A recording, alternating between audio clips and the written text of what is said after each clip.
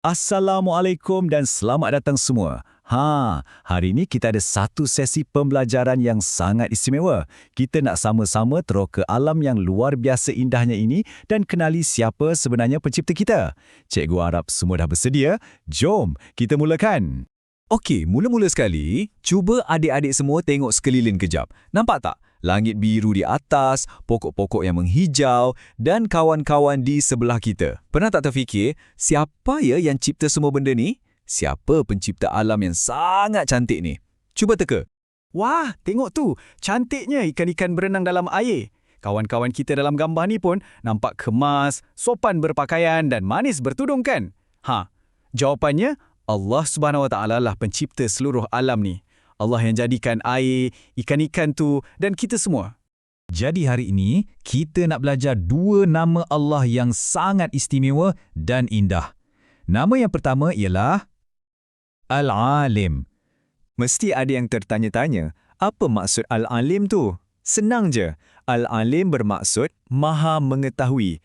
Allah tahu segalanya. Benda yang sekecil-kecil semut sampailah sebesar-besar gunung, semuanya Allah tahu. Pendek kata, memang tak ada satu benda pun yang tersembunyi daripada Allah. Walaupun kita duduk diam-diam dalam bilik yang gelap, Allah tetap nampak. Allah tahu apa yang kita buat, apa yang kita cakap, malah apa yang kita rasa dalam hati pun Allah tahu tau. Okey, jom kita ulang sikit supaya betul-betul lekat dalam ingatan. Al-Alim, Maha Mengetahui. Sekali lagi, sebut kuat sikit. Al-Alim, Maha Mengetahui. Hebatlah semua hari ini. Baik, sekarang kita tengok pula nama Allah yang kedua. Namanya ialah Al-Hakim. Al-Hakim ni maksudnya Maha Bijaksana. Maksudnya, Allah ni sangat bijak mengatur dan mencipta alam ni.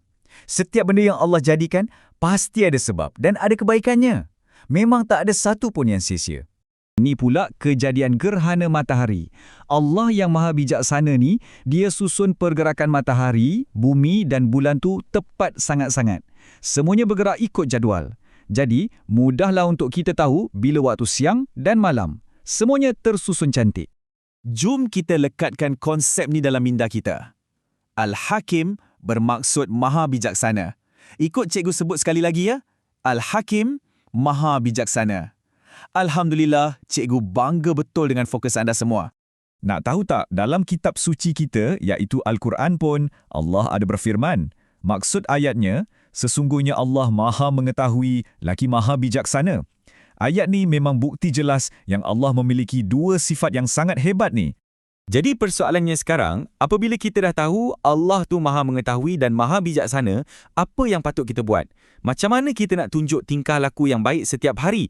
Jom kita pelajari.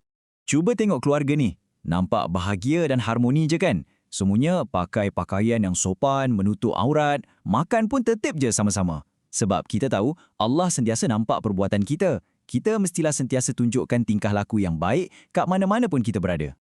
Sebenarnya, ada 3 langkah mudah yang kita perlu buat.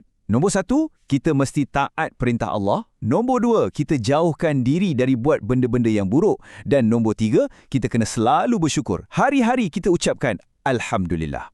Macam dalam gambar ni, kawan-kawan perempuan kita yang manis bertudung ni duduk tenang je sambil ulang kaji pelajaran. Salah satu cara terbaik nak tunjuk kita berterima kasih kepada Allah adalah dengan gunakan masa dan akal kita untuk belajar ilmu yang baik.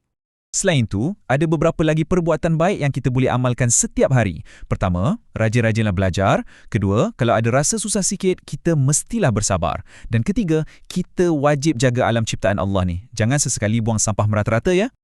Okey, sebelum sesi kita tamat hari ini, jom kita buat ulang kaji ringkas. Sangat penting ni. Ingat nama yang pertama tadi? Al-Alim. Maksudnya, Maha Mengetahui. Allah tahu segalanya tentang kita. Dan ingat juga, nama yang kedua ni, Al-Hakim. Maksudnya, Maha Bijaksana. Allah sangat bijak aturkan seluruh alam ni. Syabas, anda semua memang pelajar yang sangat cemerlang hari ni. Di akhir penerangan kita ni, cikgu nak semua senyum. Senyum lebar-lebar sikit. Sekarang, fikir sejenak dalam hati. Adakah kita bersyukur dengan nikmat yang Allah bagi hari ni? Cuba fikirkan satu benda yang paling buat anda gembira dan nak ucap terima kasih hari ni. Cikgu harap semua seronok belajar. Teruskan jadi anak yang baik dan rajinnya. Kita jumpa lagi.